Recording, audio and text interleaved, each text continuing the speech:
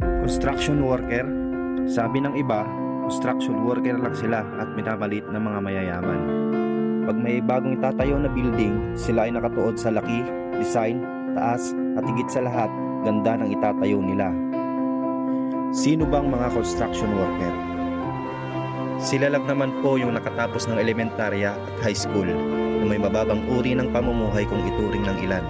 Sila yung nagtatrabaho sa ilalim ng tirik na araw o sa matataas at malalaki at delikadong building. Sila yung hindi iniisip na mahulog o mabagsakan na mabibigat na bagay sapagkat iniisip nila kung paano bubuhayin ang kanilang pamilya sa tamang paraan na walang inaapakan na tao.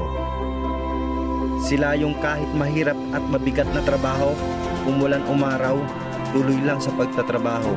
Pero maliit ang sweldo, tinitiis nila para sa pamilya. Ganito nila kamahal ang pamilya nila.